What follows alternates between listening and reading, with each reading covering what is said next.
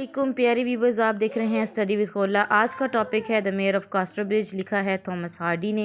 ये एक नावल है। मेयर का क्या मतलब है? मेयर वो पर्सन होता है जो ऑफिशियल गवर्नमेंट में जिसको हाई रैंकिंग दी जाती है। कास्टरब्रिज एक टाउन का नाम है जहाँ ये लोग रहते हैं। व्यूवर्स, आइए करेक्टर लिस्ट को देख लेते हैं। है Michael Henchard. He is the main protagonist. He sells his wife and daughter. प्यारी viewers, second character Elizabeth Jane का है। ये न्यूसन की और सूजन की क्या है? डॉटर है। थर्ड करेक्टर है हमारे पास जो है वो डोनाल्ड फार्फरे का है। He Scottish man and who arrives in Casterbridge. Character जो हमारे पास है वो ल्यूसीटा टेम्पलमैन का है। ये वो औरत है जिसके साथ हेंचर्ड का अफेयर है। पास है वो है सूजन हेंचर्ड का। ये वाइफ है हेंचर्ड की। की बात करें तो ये जो है सेलर है बाय प्रोफेशन। उसने एलिजबेथ को ख़रीदा था, यानी कि परचेज़ किया था। शुआ जॉब, ये वो पर्सन है जिसको असिस्टेंट के तौर पर रखना था बिफोर मीटिंग फार्फरे। बल विटल, ये एक वर्कर है जो हेंचर्ड के हये यार्ड में काम करता है। कहानी कुछ यूँ शुरू होती है कि एक आदमी जिसका नाम माइकल हेंचर्ड है, वो अपनी वाइफ के साथ और अपनी डॉटर के साथ पैदल चल रहा है। माइकल की जो वाइफ है सूजन, बहुत ही खूबसूरत है और इसके जो नैन नक्श हैं, इसके जो फीचर्स हैं, बहुत खूबसूरत हैं, देखने में अट्रैक्टिव भी है। माइकल एक गांव में काम की तलाश में आया है और इसके पास हाथ का हुनर है और ये स्क्रू टाइट करने के लिए इसके पास एक हेट ट्यूज़र भी है। इस गांव में इनको एक औरत मिली रास्ते में चलते हुए। इन्होंने पूछा इस औरत से, क्या इस गांव में कोई काम है? तो वो बोली, साल के इस वक्त ये लोग गर्मियों की शाम को यहाँ आए थे। तो बोली, इस वक्त कहाँ से काम मिलेगा? काम इस दिन गांव में नहीं था। इसकी बजाय जानवरों की नीलामी चल रही थी। हर साल एक काइंड ऑफ अ फंक्शन होता था, वहाँ पे अरेंज किया जाता था और लोग इसमें क्या करते थे, जानवरों की बोली लगाते थे। ये दोनों हस्बैंड वाइफ यानी कि माइकल हेंचर्ड और उसकी वाइफ सूजन, ये दोनों भी पहुँचे और यहाँ पे जो नीलामी है उसमें शिरकत की। माइकल सबसे पहले अपनी बीवी और बेटी के साथ वहाँ पहुँचा और वहाँ एक टेंट भी था जहाँ पे खाना बांटा जा रहा था। काफ़ी तादाद में था और शराब भी अक्सरियत में थी, अवेलेबल इतनी ज़्यादा थी। और आपको बताती चलूँ कि माइकल जो है उसको शराब पीने की आदत थी। वो औरत जो इन्हें रास्ते में मिली थी, वो वहाँ पे क्या कर रही थी, शराब को बेच रही थी। माइकल ने शराब इतनी ज़्यादा पी ली, इवन के वो खाने में डाल डाल कर पीने लगा और इसका दिमाग घूम गया। इसने अपनी वाइफ, जो कि जिसका नाम हमने बताया सूजन, बार बार रोकती रही कि मत पियो मत पियो और कोई ऐसी जगह ढूंढो जहां हम रात को गुजारा कर सकें या रहाइश कर सकें, रह सकें।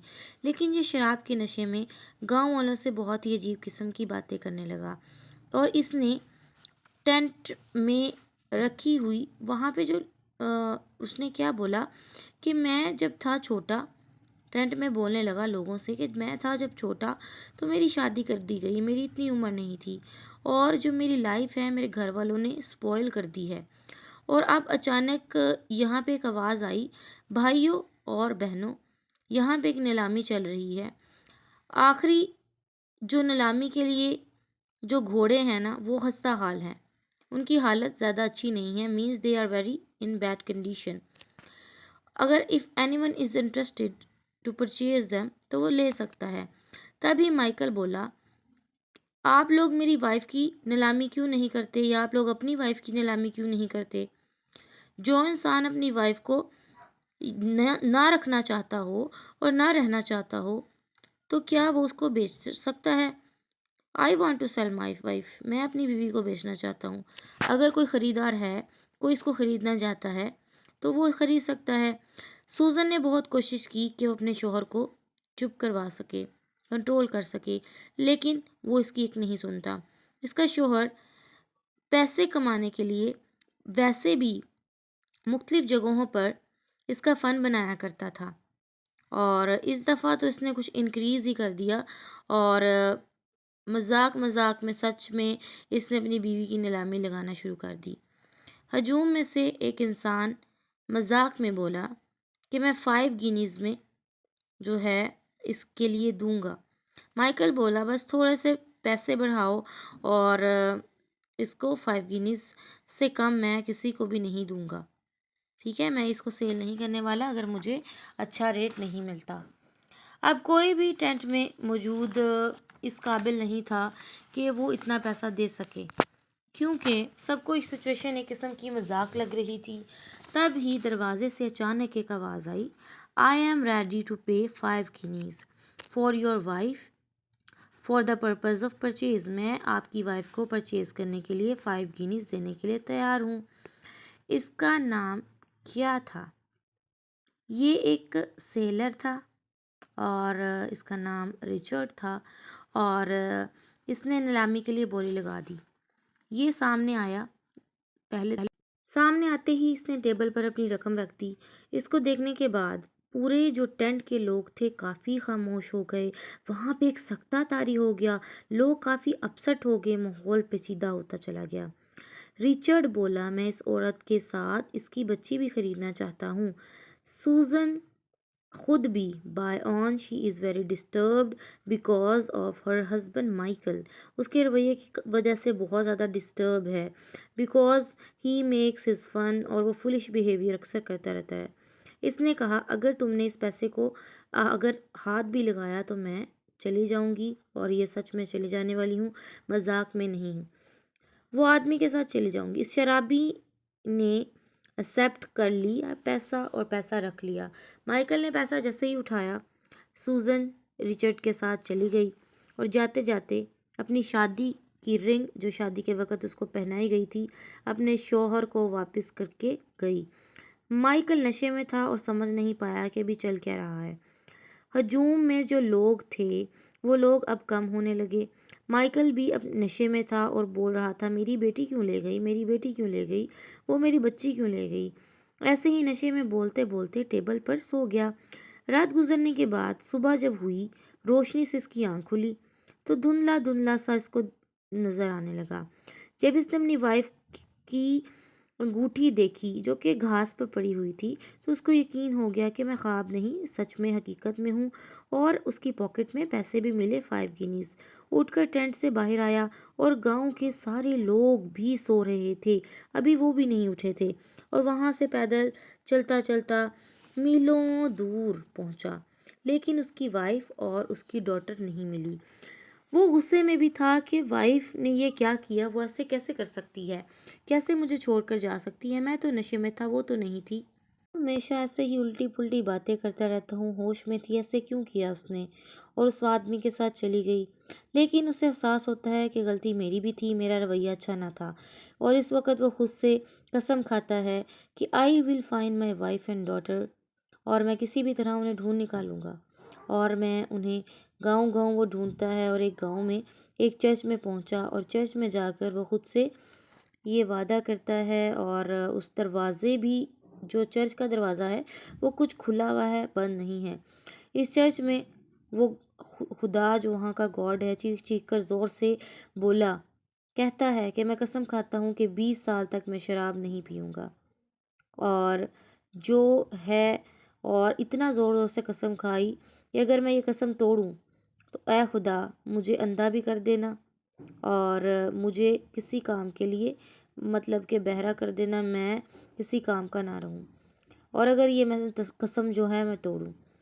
और फिर से बीवी और बेटी की तलाश में जगह जगह काम के लिए हर जगह गया, मजदूरी की, बहुत हफ्ते गुजरे, इवन के साल गुजरे, साल के गुजरता गया, वक़्त गुजरता गया, काफ़ी साल हो गए। आखिरकार वो एक सी पॉट पर पहुंचा और वहां थक हार कर अपनी तलाश को ख़त्म कर दिया। अब इसने सोचा कि मैं बहुत थक गया हूँ। साउथ में एक टाउन था जिसका नाम था कैस्टर ब्रिज, वहीं चला जाता हूँ और वहाँ जाकर सेट हो जाता हूँ। 18 साल यहाँ से गुजर चुके हैं। अब नॉवल 18 साल के बाद जो है, काफ़ी ज़्यादा उम्र इसकी हो गई थी। और 18 साल गुजरने के बाद इस सूज़न काफ़ी अरसा जो है जंप अप हो चुका है। अब वो बूढ़ी भी हो चुकी है और उसकी बेटी जो है वो काफ़ी जवान हो गई है, इसके बराबर की हो गई है 18 साल पहले जिससे सूज़न थी। इस गाँव में वापस आती है, किस गाँव में, जहाँ पे उसके हस्बैंड ने उसको सेल आउट किया था, और अब माइकल को ढूंढने लगती है। बेटी भी काफ़ी यंग है।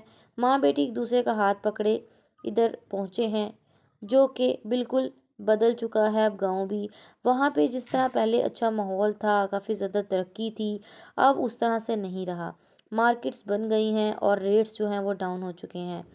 18 साल में सब कुछ बिजनेस जो है स्पॉइल हो चुका है उस जगह का जहाँ ये लोग पहले आए थे, जहाँ पे ऑक्शन लगा करता था। अब एलिज़ाबेथ अपनी माँ से पूछती है कि इस गांव में हम क्या लेने आए हैं, हम यहाँ पे क्या करने आए हैं। और आप जानते हैं कि वो इस गांव में अब आई है जब उसके जो हस्बैंड हैं उनकी डेथ हो चुकी है। ठीक है, उनको इत्तला मिली थी कि वो जो उसके फादर जो रिचर्ड थे वो बायोलॉजिकल नहीं थे, और अब वो विडोड है, मर गया है समुंदर में डूबकर एक हादसे की शक्ल में। अब हस्बैंड माइकल नहीं रहा तो सूजन अपनी बेटी को ये नहीं बताना चाहती कि रिचर्ड उसके बायोलॉजिकल फादर नहीं थे। एलिज़ाबेथ का सवाल ये था कि हम यहाँ क्या लेने आए हैं। सूजन हिचकिचा रही है, बताना नहीं चाह रही। बोली कि हम किसी रिलेटिव की तलाश में यहाँ आए हैं, उसका नाम है माइकल। और मामा कौन है बेटा वो? और मामा कौन है? तो माँ कहती है बेटा वो हमारे एक रिलेटिव हैं। सूजन वहाँ अचानक ही एक उनको वो खातून नज़र आती है जो तब नज़र आई थी, उसका नाम था अफर्मेटिव वूमेन, जो उनको नज़र आई। इसने पूछती है अभी भी वो शराब पिला रही है वहाँ पे, और शराब पिलाने का काम करती है, लेकिन वो बहुत बूढ़ी हो चुकी है। एलिज़ाबेथ थोड़ा पीछे है तो माँ आगे जाकर खड़ी हो गई और बात करने लगी। शराब के प्याले को जब हाथ लगाया तो वो फॉर्मेटिव वुमेन कहती है कि आप शराब पीना चाहती हो? मैं शराब नहीं पीना चाहती, मैं किसी का पता करना चाहती हूँ। सूजन कहती है इसी शराब की वजह से मेरी ज़िंदगी जो है वो काफ़ी ख़राब हो गई थी, और आप जानते हैं कि इस औरत की याददाश्त भी बहुत तेज़ थी। जब सूजन ने कहा मैं यहाँ पे नीलाम हुई थी और सेल आउट हुई थी, तो उसकी शार्प मेमोरी की वजह से उसको याद आ गया और बोली पिछले साल वो यहाँ आया था और कहने लगा कोई औरत जो है यहाँ पर अगर आई तो मैं एक टाउन में रहता हूँ तो पता दे देना। अब मुझे नाम याद नहीं, तो जैसे ही कुछ पैसे देती है तो वो बता देती है कि कास्टर ब्रिज में वो है। तो अपनी बेटी के पास जाती है और कहती है चलो कास्टर ब्रिज चलते हैं। वहाँ पर इसने नहीं बताया कि अपनी बेटी को ना बताने की वजह ये थी कि वो नहीं बताना चाहती थी एलिज़ाबेथ को कि मैं खरीदी हुई थी और मेरे साथ ये सब हुआ था, ताकि मेरी बेटी का दिल ना दुखे। और अब ये दोनों माँ बेटी जो हैं ये पहुँची हैं कास्टर ब्रिज। अब ये जो दिन है ये सितंबर की शाम है और महीना है, और यहाँ पे दो आदमी गुजर रहे थे और माइकल के बारे में बात कर रहे थे। कास्टर ब्रिज एक ओल्ड फैशन विलेज है। दुनिया से अभी इसमें ज़्यादा जदीद जिद्दत नहीं आई। सूजन ने ये सुना और पूछती है दो आदमियों से कि आप लोग माइकल को जानते हैं। और इसके आगे जो सीन होता है चर्च के बाहर खुले इलाके में बहुत लोगों से औरतों से बात करती है। औरतें पहचान लेती हैं कि इस गांव की नहीं है। इस दौरान एक बैंड की आवाज़ आई और आवाज़ों का पीछा करते हुए कास्टर ब्रिज के सबसे बड़े होटल के बाहर पहुंची। गोल्डन क्राउन वहाँ पर बहुत ही वहाँ पे हजूम था, इतना हजूम कि किसी से पूछा एलिज़ाबेथ ने कि यहाँ माइकल हैंचर नाम का कोई आदमी है, कोई जानता है? जाओ एलिज़ाबेथ पूछो किसी से। एलिज़ाबेथ एक बूढ़े आदमी से पूछती है जो कि ऊपर खड़ा है, क्या आप माइकल हैंचर्ड को जानते हैं, जहाँ पे हजूम जो है बहुत ज़्यादा है? और वो आदमी बोलता है कि वो सिटी का मेयर है, और शॉकिंग बात यह है कि सब लोग जो है उसका चेहरा देखने के लिए तरस रहे हैं और बाहर एक हजूम लगा है। सूजन कहती है कि एलिज़ाबेथ वो यहाँ पे माँ क्या कहती है, एलिज़ाबेथ किसी होटल की जगह ऊंची जगह पर चढ़ो और चेहरा देखो ज़रा। उन्होंने क्या किया, सूजन ने देखा एलिज़ाबेथ माँ यही है। क्या? सूजन बोली यही है माइकल, एक बहुत बड़ा आदमी है जिसने बहुत ही अच्छे कपड़े पहने हैं। माँ को कहती है कि माँ यही है क्या? माँ कहती हाँ बेटा यही है, ये बहुत शानदार है, अब ये पहले जैसा नहीं रहा। बेटी से बोली चलो यहाँ से। बेटी बोली हम लोग तो मिलने आए थे, हम तो इतनी दूर से आए हैं, देखने में तो बहुत अच्छे लग रहे हैं, सबकी मदद कर रहे हैं, हमारी भी मदद करेंगे। एलिज़ाबेथ ये जानने के लिए बहुत ही ज़्यादा एक्साइटेड है कि ये आदमी कौन है, हम इसको क्यों मिलने आए हैं। अब यहाँ पे बातें हो रही हैं कि सब लोग शराब पीते हैं बट ये शराब नहीं पीता। और हजूम में एक आदमी बोला हमारे मेयर जो हैं इसी वजह से मशहूर हैं क्योंकि उन्होंने कभी शराब नहीं पी। लेकिन इस साल उनकी जो कॉर्न की क्रॉप है, जो उनकी कॉर्न की फसल है, वो ख़राब हो चुकी है और वो काफ़ी परेशान भी हैं, इसको लेकर अपसेट हैं। अब जो फसल है उसके लिए इनको सॉल्व आउट करने के लिए कुछ मतलब सजेशंस भी चाहिए। एक आदमी अचानक से इस टाउन में आया जो इस टाउन का लग भी नहीं रहा, लेकिन उनको डायरेक्ट लेटर देता है। इसका नाम है डोनाल्ड फाफरे। ये माइकल से मिलना चाहता है और बात करना चाहता है। जब माइकल से मिलता है तो कहता है कि I have some techniques to restore the damaged crop, मैं आपकी फसल को ठीक कर सकता हूँ। एलिज़ाबेथ इस आदमी से बहुत ज़्यादा मुतासिर है और माइकल जब ये सोचता है कि और सोचने की कोशिश करता है कि क्या ये वाकई हल कर सकता है, इसके बाद ये आदमी यहाँ से चला जाता है। एलिज़ाबेथ और सूजन भी यहाँ से चली जाती हैं और किसी बड़े महंगे होटल में पहुँचती हैं। यहाँ शॉकिंग चीज़ ये है कि जिस रूम में वो ठहरी हैं, डोनाल्ड फाफरे इनके साथ वाले रूम में ठहरा है।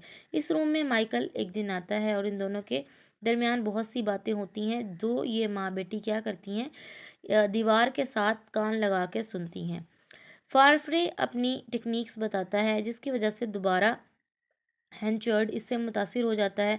वो कहता है कि सब ठीक हो जाएंगी और काफ़ी ज़्यादा आइडियाज़ भी देता है, जिसकी पर मुतासर होने पर हेंचर्ड इसको कहता है कि मैं आपको बिज़नेस मैनेजर बनाना चाहता हूँ, लेकिन वो रिफ्यूज़ कर देता है कि मुझे कल अमेरिका जाना है, I want to go to America and I am not interested in becoming a manager for you.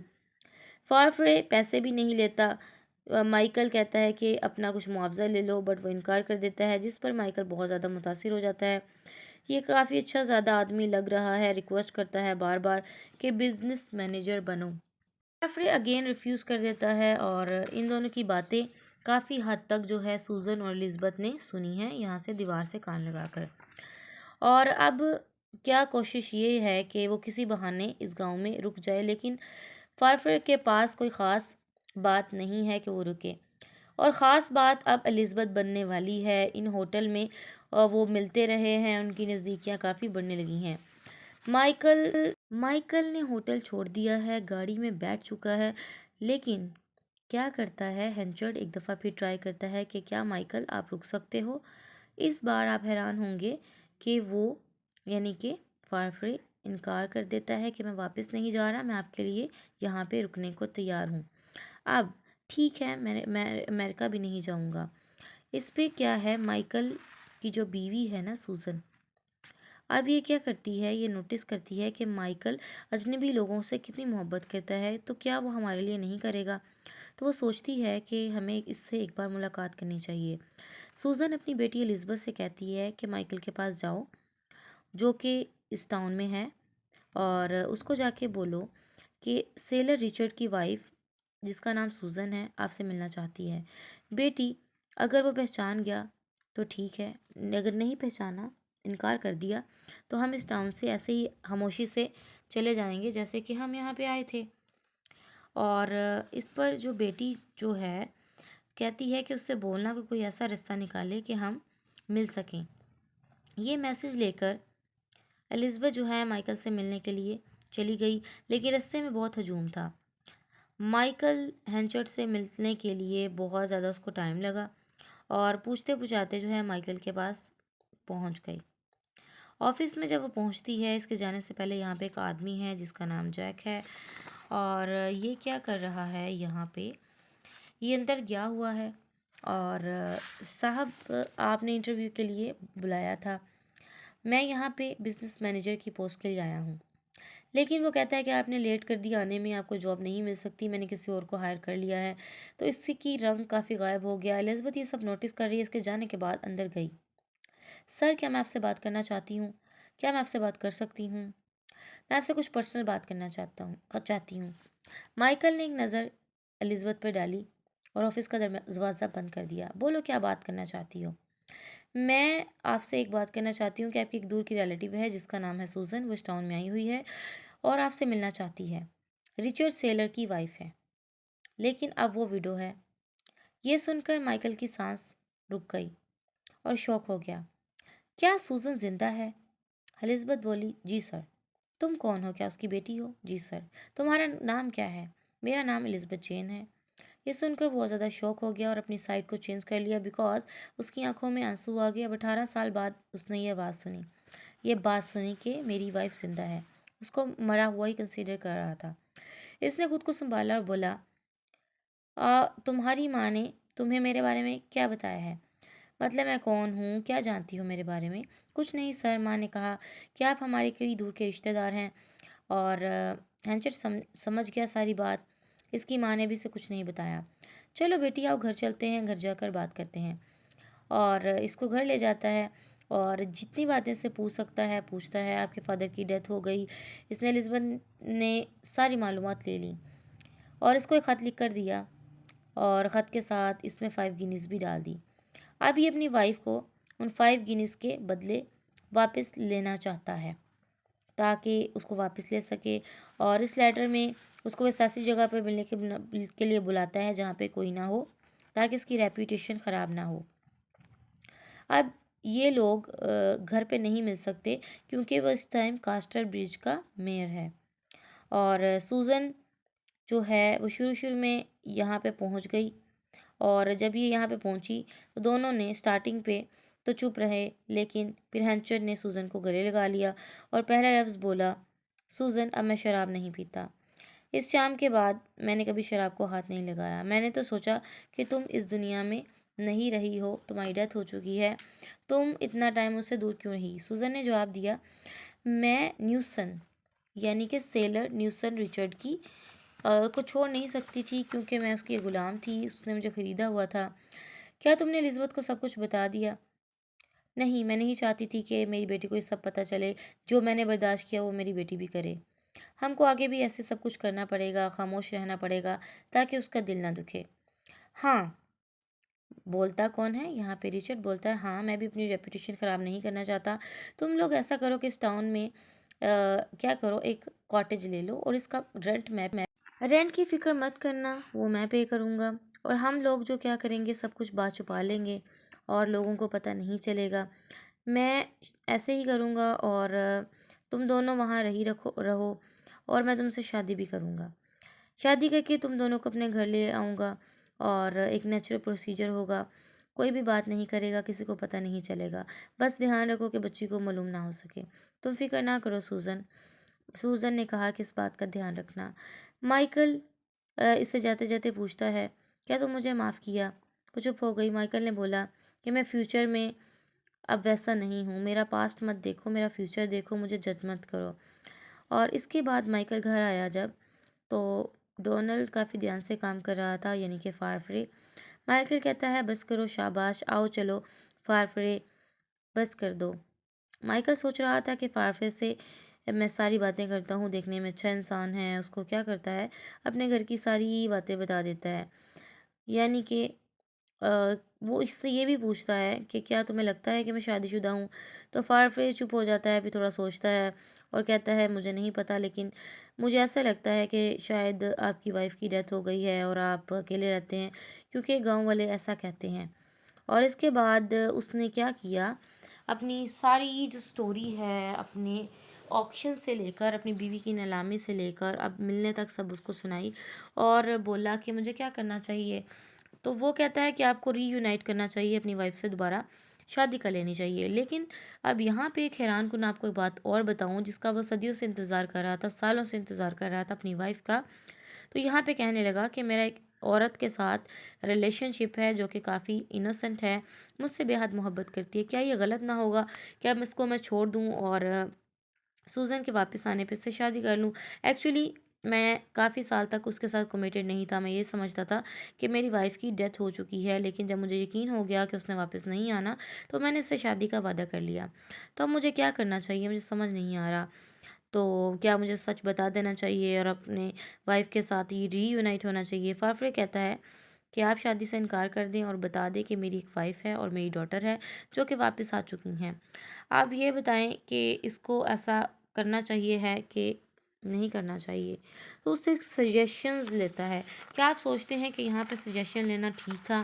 क्या उसको घर की बातें बतानी ठीक थी? और अब यहाँ पे क्या हुआ कि किसी दूसरे के साथ घर की बातें करनी चाहिए या नहीं, आपने देखा। अब इस बेचारी को क्या करूँगा, यानी कि उस जिसके साथ मेरा रिलेशनशिप है, मैं उसको क्या करूँगा, कुछ पैसे दे दूँगा और एक लेटर लिख दूँगा। इसमें क्या तुम मेरी मदद करोगे फाफरे?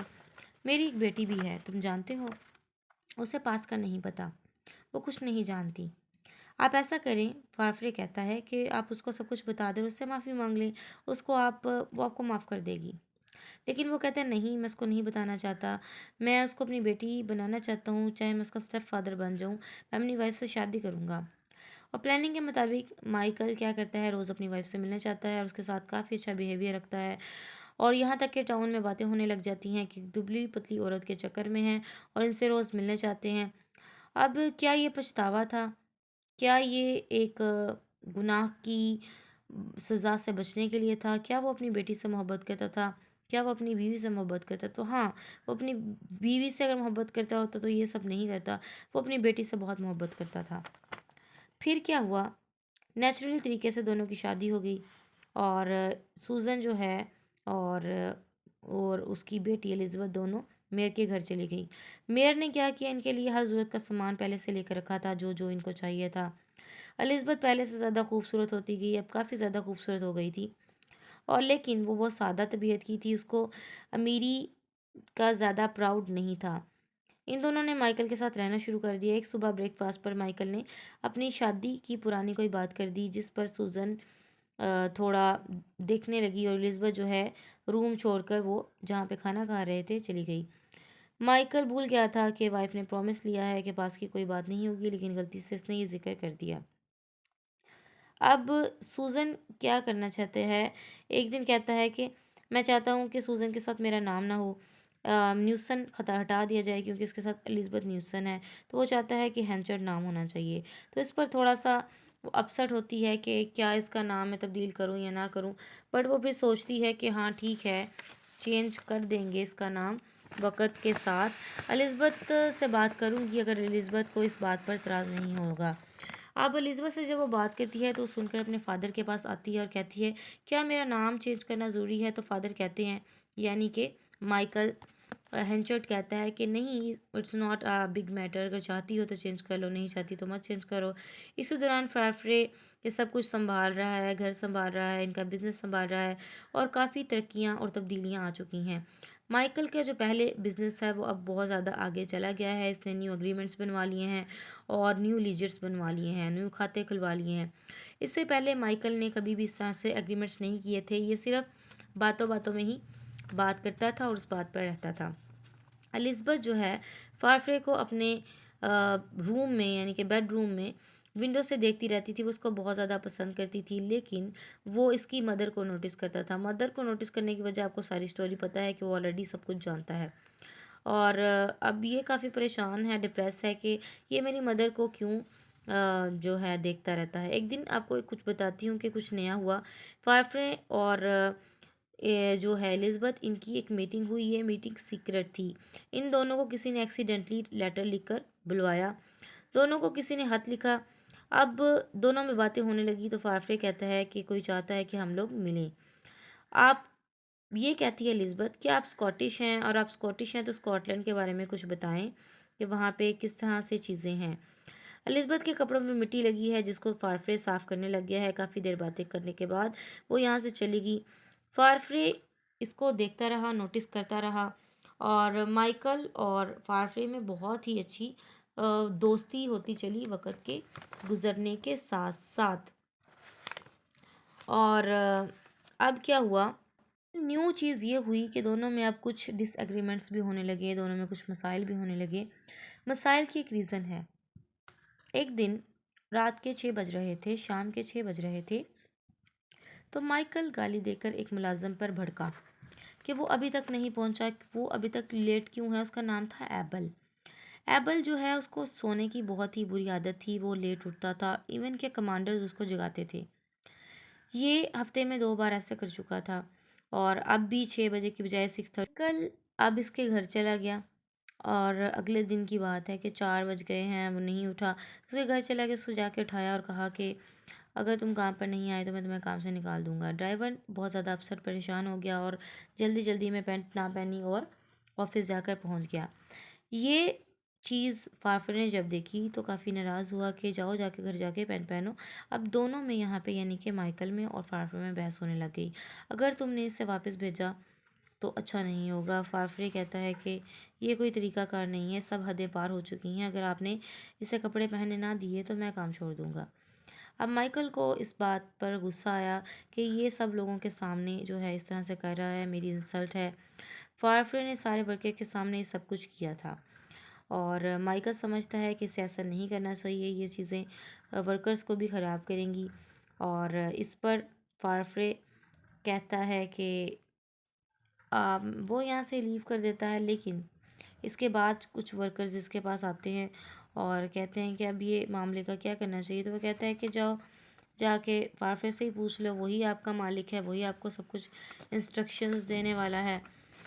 तो ये दोस्ती अब दुश्मनी में बदल गई, दोनों एक दूसरे को पसंद नहीं करते। माइकल फारफ्रे से दूर होना शुरू हो गया है, इसको खाने पर अब वो उसको खाने पर भी नहीं बुलाता। एक दिन फारफ्रे एक सजेशन देता है कि हमें एक छोटा मोटा फंक्शन करना चाहिए, लेकिन माइकल इस बात से इनकार कर देता है कि मैं ऐसा कोई फंक्शन नहीं रखना चाहता। लेकिन जब फारफ्रे एक फंक्शन अरेंज करता है, वो एक इंडोर फंक्शन अरेंज करता है टेंट में, तो इसके मुतबादिल माइकल भी अपने आप को मनवाने के लिए एक फ़ंक्शन अरेंज करता है जिसमें गेम्स होती हैं, बहुत सी एक्टिविटीज़ होती हैं और लोगों को इनवाइट करता है। लेकिन सितम ये कि तूफ़ान आ जाता है और उसका सारा जो है प्लान ख़राब हो जाता है, जिस पर सारे लोग माइकल के फंक्शन में जाने की बजाय इंडोर फंक्शन में चले जाते हैं जो फाफरे ने रखा है। वहाँ जाकर लोग उसकी तारीफ़ें करने लगते हैं कि इसने तो माइकल का बिज़नेस बहुत ज़्यादा आगे लेके चला गया है। और ये सब जो है वो माइकल सुन रहा है, क्योंकि अपना फंक्शन ख़राब होने के बाद वो वापस निकल पड़ा था और रास्ते में उसने जब गाड़ी रोकी तो बहुत से लोगों की उसने बातें सुनी कि माइकल ने बहुत अच्छा किया कि फाफरे को अपना मैनेजर बनाया और उसने उसके काम को आगे बढ़ाना शुरू कर दिया। यहाँ पर वो एक और हैरानकुन बात देखता है कि एलिज़ाबेथ भी, उसकी जो बेटी है, वो उसके साथ डांस कर रही होती है, लेकिन जब उसके अपने फादर पर नज़र पड़ती है तो वो थोड़ा दूर हो जाती है। और इस पे माइकल बहुत गुस्से में अपनी बेटी को कह देता है कि आज के बाद तुम फाफरे से नहीं मिलोगी। इवन के वो लेटर भी लिख देता है फाफरे को कि अब मेरी बेटी के साथ मिलने की ज़रूरत नहीं है। अब इसके अलावा जो है वो क्या करता है कि जो फारफ्रे है वो सोचता है कि अपना बिज़नेस सेट किया जाए और क्योंकि उसको मैनेजर की जॉब से भी वो निकाल दिया है अब माइकल ने, तो वो अलग अपना बिज़नेस सेटअप करना चाहता है। बट वो माइकल से कोई कंपैरिजन या लड़ाई नहीं बनाना चाहता, वो अलहदा सेटअप करना चाहता है। और माइकल समझता है कि ये क्या कर लेगा अलहदा सेटअप बनाकर, ये मेरे मैं तो एक मेयर हूँ, ये तो एक क्या कर लेगा, ये तो तो ज़्यादा लोग जानते नहीं।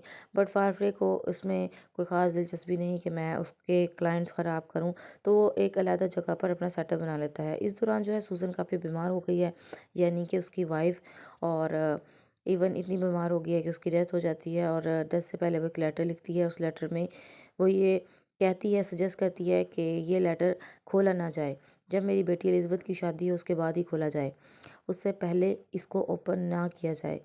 लेकिन ये किसी तरीके से माइकल के हाथ लग जाता है और माइकल बेचैन है कि इसको खोला जाए। उस पर लिखा भी है कि नहीं खोलना, बट वो खोल लेता है।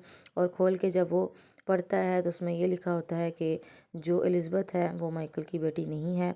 माइकल की बेटी की डेथ बहुत छोटी थी, जब वो वहाँ से गई थी तो हो गई थी। जो सूज़न और न्यूसन की जो बेटी है उसका नाम है एलिज़ाबेथ, और इसी बच्ची का नाम दोबारा एलिज़ाबेथ रखा गया था। और माइकल की जो हकीकी बेटी है, बायोलॉजिकल बेटी है, उसकी डेथ हो चुकी थी। तो ये पढ़कर वो काफ़ी शॉक हो जाता है।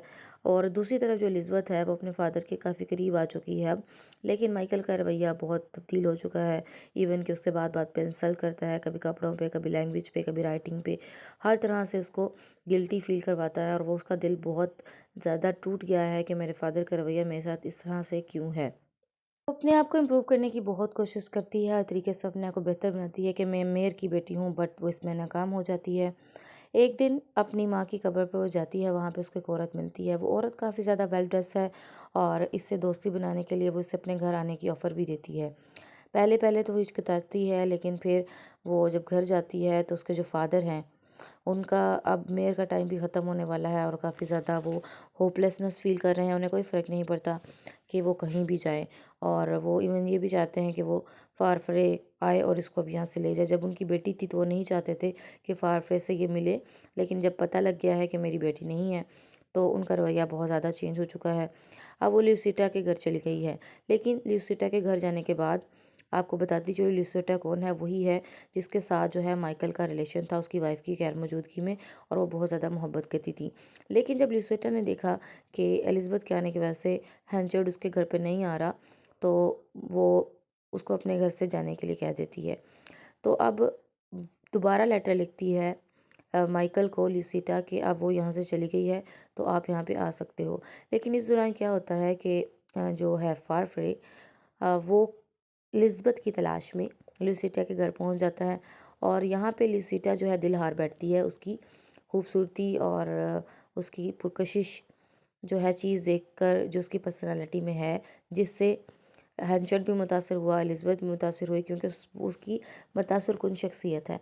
अब एलिज़ाबेथ काफ़ी ज़्यादा यहाँ से तो बेचारी निराश गई है, लेकिन जो ल्यूसिटा है वो उसके प्यार में मुब्तला हो चुकी है, और अब वो हैंचर्ड में उसको कोई भी दिलचस्पी नहीं है। अब जो ल्यूसिटा है और फाफरे की आपस में बॉन्डिंग स्ट्रॉन्ग होती जा रही है, ये सब एलिज़ाबेथ देख रही है कि ये फाफरे तो वो इंसान है ही नहीं जिसके साथ मैं डांस करती थी या जिसके साथ मैं क्लोज़ थी। अब माइकल भी नोटिस कर रहा है, वो जाके ल्यूसिटा को कहता है कि मैं तुमसे शादी करना चाहता हूँ और चुपके शादी कर लेते हैं। लेकिन इस पे ल्यूसिटा भड़क उठती है कि चुपके शादी क्यों मैं करूँ, हम मैं करूँगी तो सबके सामने करूँगी। लेकिन दिल ही दिल में वो अब उससे शादी नहीं करना चाहती है, क्योंकि वो माइकल में इंटरेस्टेड है। और बेचारी एलिज़ाबेथ बहुत ही अपसेट है कि उसका बाप भी ल्यूसिटा में इंटरेस्टेड है और फारफ्रे भी इंटरेस्टेड है। ये सब वो देख रही है और ये समझ चुकी है कि ल्यूसिटा को एलिज़ाबेथ में कोई दिलचस्पी नहीं थी, और उसको वो सिर्फ अपने इंटरेस्ट के लिए घर पे लेके आई थी। लेकिन वो कुछ नहीं बोलती है, वो किसी को नहीं बताती, बताती तो लड़ाई हो जाती, लेकिन वो नहीं बताती, वो चुप रहती है। अब सिचुएशन बहुत गंभीर है कि दोनों लोग जिनको साथ वो अटैच है बहुत ही डिस्टर्ब है। इवन कि उसके फादर से तो बहुत ज़्यादा दुखी है, क्योंकि उसके बाप है और फाफरे उसका कुछ ब्लड रिलेशन नहीं है। तो इस बात पे वो बहुत ज़्यादा दुखी और नाउम्मीद है। दूसरी तरफ माइकल हेंचर ने अपना एक न्यू मैनेजर अपॉइंट कर लिया है जिसका नाम है जॉब, JOPP जॉब। ये वही इंसान है जिसको पहले उसने ऑफ़र ना दी जब वो आया इंटरव्यू के लिए, तो उसने कहा कि मैं ऑलरेडी अपॉइंटमेंट कर चुका हूँ, लेकिन अब ये अपॉइंट इसने कर लिया है, और ये दिल में बहुत ज़्यादा नफ़रत रखता है किसके लिए, फाफरे के लिए। और हैंचर्ड और ये दोनों नफ़रत रखते हैं। जॉब के नफ़रत इस वजह से थी क्योंकि उसकी जॉब जो है वो पहले ले चुका था फाफरे। अब यहाँ पे वो कहता है कि कुछ ऐसा प्लान करो कि हम जो है फाफरे को बिज़नेस से गिरा दें। अब इस साल मौसम बहुत ज़्यादा ख़राब है, फसलें बहुत ख़राब हैं, और ये लोग एक प्रेडिक्शन करने वाले के पास जाते हैं जो प्रेडिक्ट करते हैं। तो उनके पास जाके कहते हैं कि क्या हिसाब है मौसम का, तो वो सजेस्ट करता है कि अगस्त के महीने में बहुत ज़्यादा बारिशें होने वाली है। आप जानते हैं ना, किसानों की जो ज़िंदगियां हैं वो सिर्फ़ और सिर्फ फसलों पर डिपेंड करती हैं, उनकी लाइफ, उनकी रोज़ी रोटी होती है। तो अब ये लोग किसी तरीके से उसका जो है काम ख़राब करना चाहते हैं। इंटरेस्टिंग बात, माइकल ये प्रेडिक्शन समझता है कि ये सच है, तो बहुत ज़्यादा अनाज ख़रीद लेता है। वो समझता है कि मौसम तो ख़राब होने वाला है, तो मैं इसको महंगे प्राइस में बेचूंगा, लोग ख़रीदेंगे। अब लोगों के पास तो अनाज होगा ही नहीं।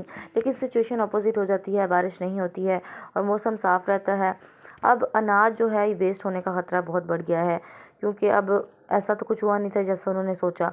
अब अनाज को बहुत ज़्यादा उसको लॉस हुआ है, अनाज उसको बेचना है क्योंकि वो ख़राब हो जाना है, तो सस्ते दामों बेच देता है। और ख़रीदने वाला कौन होता है, फाफरे होता है। माइकल को इतना ज़्यादा लॉस हुआ है कि वो जैसा उसने चाहा था वैसा नहीं हुआ। अब अपने मैनेजर पर बहुत ज़्यादा गुस्सा है जिसका नाम जॉब है। वो सोचता है कि सारा किया कराया इसका है। जॉब को काम पे निकालने के बाद आपको पता है कि मौसम सच में ही ख़राब हो गया, और सारा अनाज जिसने ख़रीदा था फाफरे ने, उसने महंगे दामों पे बेचा, और अब ये डरने लगा कि ये नया मेयर भी ना बन जाए। सोने पे सुहागा। ल्यूसिटा जो है ये फारफे से मिलती थी और ये चीज़ एक दिन किसने देख ली, माइकल ने। किस तरह से कि एक दिन किसी टाउन का एक कांस्टेबल आया कि हमारे गांव में एक मसला चल रहा है, मेयर नहीं मौजूद, तो आप आके हमारा मसला सुलझा दें। तो रास्ते में इसने ल्यूसिटा और माइकल को काफ़ी करीब देखा और बात समझ गया कि माइकल के दिल में भी थी ल्यूसिटा, लेकिन अब फारफरे के दिल में भी ल्यूसिटा मौजूद है। तो ये देखकर वो चुपचाप, अब क्या उसने किया कि वो लुसीटा के घर चला गया और घर जाकर उसने ये कहा कि अभी के अभी शादी करो वरना तुम्हारे जो लेटर्स हैं मैं तुम्हें बदनाम कर दूंगा। थ्रेट करने स्टार्ट कर दिया और इस डर से क्या हुआ, लुसीटा बेहोश हो गई। अब ये सब एलिज़ाबेथ देख रही थी और अपने बाप को कहती है कि ये सब नहीं करना चाहिए, इतना प्रेशराइज नहीं करना चाहिए, लेकिन उसको डांटता है कि तुम चुप कर दो, तुम्हारा मैटर नहीं है। अब आगे जो है वो मज़े की बात बताती हूँ कि जब वो वहाँ पे गया केस सॉल्व करने के लिए, तो वहाँ पे एक औरत थी जिसने फटे पुराने कपड़े पहने थे और वहाँ पे क्लेयर कहता है कि ये जो है इसकी बहुत मिस्टेक है, लेकिन अचानक से बोलती है कि एक मैं शराब पीने वाली जो है लेडी हूँ, शराब भी बेचती भी हूँ और क्या जानते हो कि एक आदमी है जिसने जी 20 साल पहले अपनी बेटी को भी सेल आउट कर दिया था, बीवी को भी सेल आउट कर दिया, क्यों मेयर साहब। तो सारे लोग काफ़ी ज़्यादा सरप्राइज़ हो जाते हैं और मेयर का भी रंग उड़ना स्टार्ट हो जाता है। अब मेयर का जो रंग जैसे उड़ता है तो लोग इस बात पर यकीन कर लेते हैं कि शायद यही है और मैं इससे फ़ैसला नहीं करवाना चाहती, ये खुद करप्ट है, ये मेरा क्या फ़ैसला करेगा। ये बात मेयर को अच्छी ना लगी और यहाँ से चला गया और लोग इसको सच समझने लगे क्योंकि मेयर ने कोई रिस्पॉन्स नहीं दिया। अब ये बात बहुत ज़्यादा फैलना स्टार्ट होगी, इवन कि ल्यूसिटा तक चली गई। ल्यूसिटा ने सोचा कि मैं ऐसे इंसान से शादी करने लगी थी जो इतना करप्ट है, अपनी बीवी और बेटी को बेच दिया। अब वो फारफे से शादी कर लेती है और इस पर जो है माइकल कुछ भी नहीं कर पाता। अब शादी के बाद जो है लुसीटा ऑफ़र करती है एलिज़ाबेथ को कि हमारे साथ रहे। फारफरे से पूछती है कि ये क्या हमारे साथ रह सकती है, इसके पास रहने की जगह नहीं है। फारफरे कुछ शराइत रख देता है, लेकिन एलिज़ाबेथ उनके साथ नहीं रहना चाहती क्योंकि वो कभी ना कभी फारफरे से बहुत अटैच है। तो वो यहाँ से चली जाती है और सोचती है कि मैं खुद मेहनत करके रहूँगी। अपने फादर के घर के आसपास कहीं वो घर ले लेती है और मेहनत करके रहना स्टार्ट कर देती है। लेकिन अब माइकल के खुद के पास कोई घर नहीं है रहने के लिए। फारफरे ने उसकी महंगी घड़ी, उसका घर, उसका कारोबार, उसकी कार्स, इवन के फर्नीचर, हर चीज़ जो है फारफरे ने ख़रीद ली है और माइकल सोचता है कि अब तो सिर्फ मेरी बॉडी ही रह गई है। और आप जानते हो कि माइकल किसके घर पे रहता है, वो रहता है जॉब के घर के वही मैनेजर जिसको उसने काम से निकाला था, लेकिन वो उसका वफादार है तो अपने घर पर रखता है। एलिज़ाबेथ ये सब कुछ देख रही है और एक दिन जो है माइकल की तबीयत बहुत ज़्यादा ख़राब होने लगती है। एलिज़ाबेथ अपने फ़ादर के घर पहुंच जाती है, उनकी खिदमत करती है। इससे पहले बहुत बार उसने लेटर लिखा था कि मेरे दिल में आपके लिए कुछ नहीं है, मैं आपके काम आना चाहती हूँ और आप मेरे फ़ादर हो, बट वो रिस्पॉन्स नहीं करता। लेकिन अब के बार तबीयत ज़्यादा ख़राब होने की वजह से एलिज़ाबेथ इंतज़ार नहीं करती और जाके खिदमत करना शुरू कर देती है, जिसकी वजह से माइकल अब काफ़ी बेहतर हो चुका है। और एक दिन क्या होता है कि शराब पीने लग जाता है और ऊंची-ऊंची बोलने लग जाता है, जिस पर एलिज़ाबेथ जो है काफ़ी परेशान हो जाती है। 20 साल पूरे हो चुके हैं, पहले 20 साल उसने शराब नहीं पी, अब शराब पीता है। और आप जानते हैं कि माइकल अपने जो उसकी बुराइयां हैं उसको छुपाने के लिए भी शराब पीता है और उसमें बहुत ज़्यादा गुरूर था, जिसकी वजह से उसका कारोबार बर्बाद हो गया। उसने सोचा कि फारफरे क्या कर लेगा, लेकिन फारफरे उसके मुतबादल आ गया और सब कुछ, उसका घर, जायदाद, गाड़ी, हर कुछ उसने खरीद ली। अब हालात इतने बुरे हो चुके हैं कि वो रेगुलर बेसिस पे शराब पीता है, गाने बजाता है और उल्टी सीधी हरकतें करता है। इवन कि वो जो है लेटर वो कहता है कि मैं जाके सबको बताऊंगा और कुछ बातें बताता भी है, जिस पे लुसीटा उसको मना भी करती है कि मेरी मैरिड लाइफ ख़राब मत करो। इसमें ये होता है कि एक दिन जो है फारफरे को ऑफ़र होती है मेयर बनने की, तो इस पे ये एक ऑफ़र रख देता है माइकल के लिए कि इसके सारे लेटर्स जला दो, बट माइकल इसकी बात नहीं सुनता कि मैं नहीं जलाऊंगा, मैं उसे बदनाम करूंगा और खुलेआम लेटर्स पढ़ना शुरू कर देता है, जिस पे लुसेटा भी उसके हाथ बांधती है कि ऐसा मत करो। मेरी लाइट लाइट अपने हाथ बांधने लगी तो माइकल काफ़ी शर्मिंदा हो गया और उसने सोचा कि लेटर्स वापस कर देता हूँ, जॉब के हाथ भिजवा देता है। लेकिन उस दौरान जो है लुसीटा काफ़ी बीमार पड़ जाती है और एलिज़ाबेथ उसका ध्यान रखती है। पता लगता है कि वो प्रेग्नेंट है और फारफरे जो है वो भी एक रात उसके पास ठहरता है, लेकिन तबीयत के बिगड़ जाने की वजह से जो है लुसीटा की डेथ हो जाती है।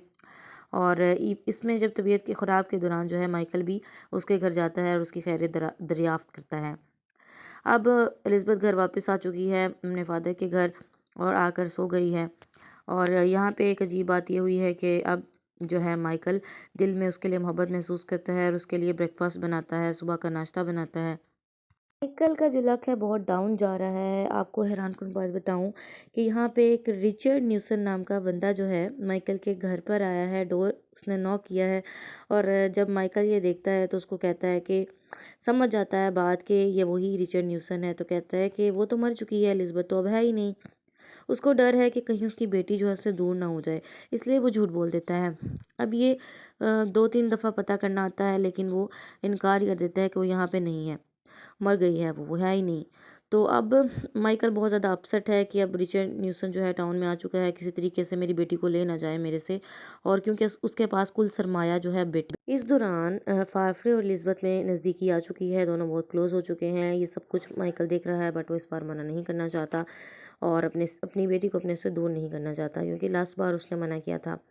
अब आप देखें कि एक दिन किसी दिन ये टाउन से गायब होता है। इस दौरान क्या करता है फारफ्रे, रिचर्ड न्यूसन के साथ जो है एलिज़ाबेथ को मिलवा देता है। सारी सच्चाई एलिज़ाबेथ के सामने आ जाती है और अपने फादर पे बहुत गुस्सा है और ये सुन के कि इसने ये कहा कि मैं मर गई हूँ। अब रिचर्ड न्यूसन ये तय करता है कि इन दोनों की शादी करवा दी जाए, तो टाउन में शादी रखता है। अब शादी पे सोचता है माइकल, जब वापस आता है सोचता है कि मैं अटेंड ज़रूर करूँगा, तो एक बर्ड ख़रीदता है अपनी बेटी के लिए और शादी पर अपने खस्ता हाल कपड़ों में चला जाता है। लेकिन वहाँ पे बहुत ज़्यादा इंसल्ट करती है एलिज़ाबेथ अपने फादर की कि आपने सब कुछ क्या किया है, और वो वहीं पर जो है बर्ड रख कर माफ़ी मांगता है और कहता है कि जब तक मैं मर भी जाऊँ तो मैं अपनी शक्ल नहीं दिखाऊंगा। तो वहाँ से चला जाता है। शादी को करीब 1 महीना गुजर जाता है और अचानक से वो देखती है कि जो बर्ड उसका फ़ादर यहाँ पे छोड़ गया था, वो मर चुका है। तो अपने फ़ादर की तलाश में निकल पड़ती है। जब निकलती है तो पता चलता है कि एबल, जिसकी वो पैंट उतरवाता है, वही उसका ख़्याल रख रहा था। वही ड्राइवर था जिसकी शुरू में उसने पैंट उतरवाई और सबके सामने इंसल्ट की। अब इसने इसके मरते हुए हालात में बहुत ही केयर की और उसका बहुत ख्याल रखा, लेकिन माइकल ना बच सका और उसकी डेथ हो चुकी। और उसने ये वादा लिया था कि मेरी बेटी को मेरी डेथ के बारे में ना बताया जाए। और इस पर एलिज़ाबेथ बहुत ज़्यादा रोती है और शर्मिंदा होती है कि अगर मेरा फ़ादर गलतियाँ करता था तो मैं इससे माफ़ी भी मांगने आया था, मेरी शादी में भी आया था, बट मैंने उसकी वो कंडीशन, वो सच्चाई ना देखी और बस कहानी यहीं ख़त्म हो जाती है। आँखें अश्कबार हैं, बहुत ही खूबसूरत नावल आज हमने डिस्कस किया। उम्मीद करती हूँ कि आपको ये नावल पसंद आया होगा। If you like my channel, kindly subscribe, like, share with others for their better learning and for their better future. मिलते हैं न्यू वीडियो के साथ। अल्लाह हाफ़िज़।